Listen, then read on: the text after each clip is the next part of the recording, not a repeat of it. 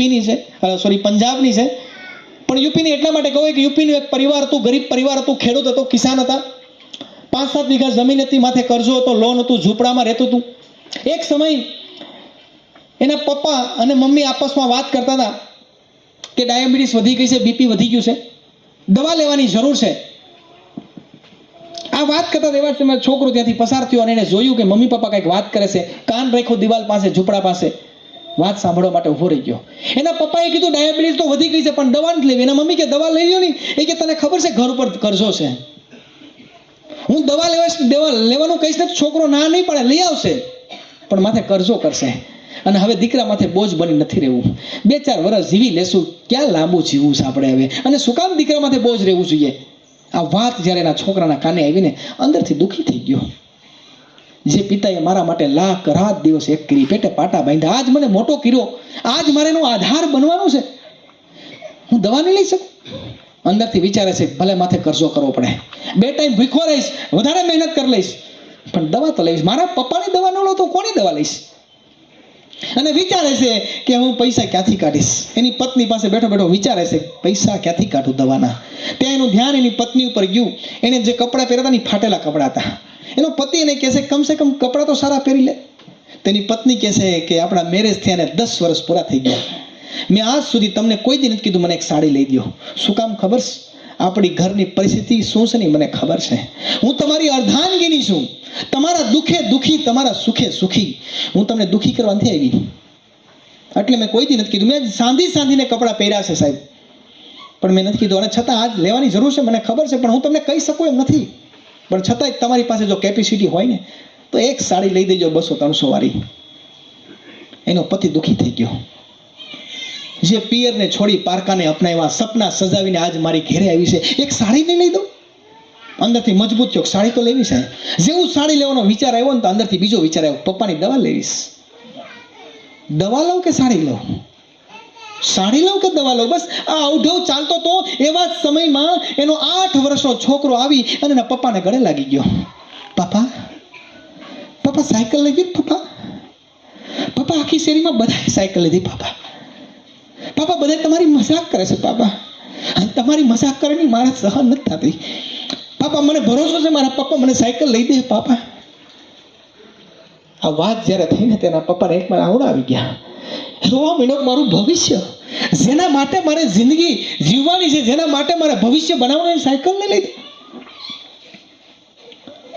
અંદરથી તૂટી ગયો, ભાંગી ગયો. અડધો કલાક પછી મજબૂત થાય છે કે વિચારે છે કે જ્યાં સુધી યુપીમાં રહીશ, જ્યાં સુધી ખેતી કરતો રહીશ ને ત્યાં સુધી આ શક્ય નથી. મારે પૈસા કમાવા માટે બહાર જવું પડશે. પત્ની પાસે જઈ હાથમાં હાથ રાખીને કહે છે જાનું હું પંજાબ જાઉં છું. એની પત્ની કે કેમ? કે જ્યાં સુધી હું ખેતી કરીશ ને, જ્યાં સુધી યુપીમાં રહીશ ને ત્યાં સુધી સાડી નહીં લઈ શકું હું.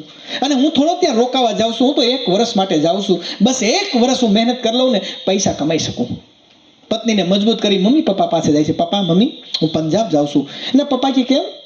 કે પાપા તમારી દવા લેવાના પૈસા મારી પાસે યુપીમાં ક્યારેય નહીં થાય, ખેતીથી ક્યારેય નહીં થાય. પાપા હું પંજાબ જઈશ અને અહીંયા પૈસા કમાઈશ અને 1 વર્ષમાં તો પાછો વહી આવવાનો છું. પપ્પા 1 વર્ષ મારી પત્નીનું ધ્યાન રાખજો, મારા છોકરાનું ધ્યાન રાખજો. પપ્પાને મજબૂત કરે, પત્નીને મજબૂત કરે. છોકરાને કહે છે બેટા હું સાયકલ લેવા જાઉં છું. પંજાબની અંદર પૈસા કમાવા માટે જાય છે.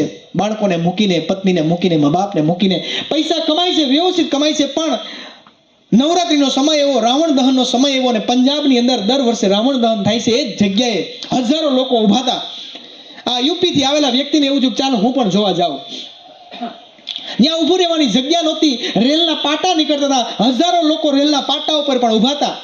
ડીજે વાગતું હતું, અવાજ એટલો બુલંદ હતો. અને અચાનક ત્યાંથી એક સુપરફાસ્ટ ટ્રેન નીકળે છે. લોકોને ટ્રેનનો અવાજ ન સંભળાવાનો, કારણ કે ડીજેનો અવાજ મોટો હતો. અચાનક એ ટ્રેન ત્યાંથી પસાર થઈ જાય છે અને જોતામાં ખબર પડી કે હજારો લોકોમાંથી ટ્રેન પસાર થઈને અને એ જ રેલના પાટા ઉપર 370 લોકોના મોત થયા. હાલો, આ દેશની રિયલ ઘટના છે. યાદ છે કોઈને પંજાબની? આજ હું આ ચિત્ર એટલા માટે બતાવું છું કે ચિત્ર એટલા માટે બતાવ્યું સાહેબ કે યુપીથી આવેલો વ્યક્તિ હતો ને એ 370માં દુનિયા છોડીને ચાલ્યો ગયો. આજ મને કયો એના પપ્પાની દવા કોણ લાવતું હશે? આજ એની પત્નીની સાડી કોણ લાવતું હશે? આજ એના બાળકનું ભવિષ્ય કોણ બનાવતું હશે સાહેબ? આવી કઈ ઘટનાઓ આ દેશમાં બને છે સાહેબ. આજથી લગભગ 4 વર્ષ પહેલા મોરબીમાં ઝૂલતો પુલ ટીટો સાહેબ, 135 લોકોના મોત થયા. હાલો, ભૂલી ગયા આપણે સાહેબ. રાજકોટમાં ગેમ ઝોન હળગી ભાઈ, ભૂલી ગયા આપણે. અરે વાતને જવા દો ને, તાજે તાજી યાદ ઘટના છે. અમદાવાદની અંદર હોસ્ટેલમાં ખાવા ગયા હતા સાહેબ આ 4 ડોક્ટરો. એ થોડા પ્લેનમાં બેઠા હતા. હાલો, ઉડતું મોત આવ્યું માથે ભાઈ. આપણે કેવું ઉડતું ક્યાં માથે લેશો, આ ઉડતું મોત આવ્યું. એકનો એક છોકરો સાહેબ ડોક્ટર બનવા ગયો તો, ખેડૂતનો દીકરો વયો ગયો સાહેબ આ દુનિયા છોડીને. નીલખુટ, આની સ્ટોરી જેટલી બતાવો એટલી ઓછી છે સાહેબ. બહુ હોશિયાર હતો ભણવા. મારી બાજુના ગામનો વ્યક્તિ છે, બહુ હોશિયાર હતો. 10 સુધી બાપાએ ભણાવ્યો. 7 વીઘા જમીન હતી એની પાસે. બાપાએ કીધું બેટા બસ, હવે નહીં ભણાવી શકું. ગામના સરપંચ આવ્યા, શિક્ષકો આવ્યા, એના પપ્પાને કે સાહેબ ભણાવો, તમારો છોકરો હોશિયાર છે, પૈસાની જરૂર પડશે અમે આપશું. 11 અને 12 સુધી એના પપ્પાએ વ્યાજે લઈ લઈને ભણાવ્યો.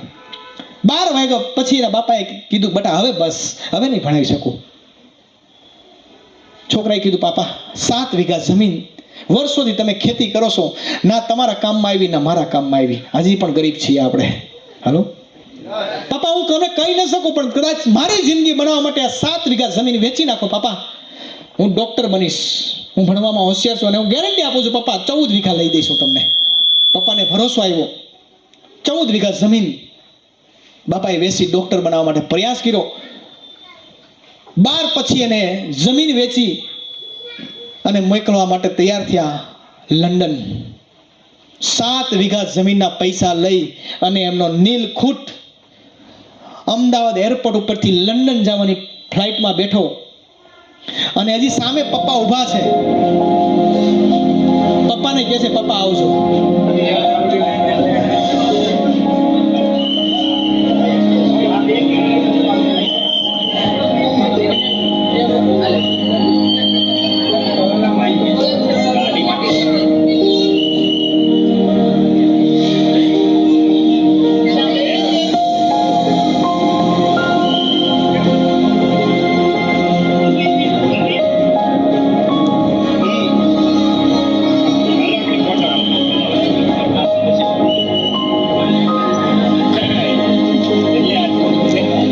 ફોટો તો નથી નકર એ બતાવી શકત. એના પપ્પાની નજર સામે સાહેબ પ્લેન ઉડતું જોયું એને, અને પડતા પણ જોયું એના પપ્પાએ. હાલો, 7 વીઘા જમીન લઈને ચાલ્યો ગયો સાહેબ. પેસિવ ઇન્કમની જરૂર છે. હાલો, ઘણી બધી વાતો છે. લાસ્ટમાં એક વિડીયો તમને બતાવવા માંગુ છું.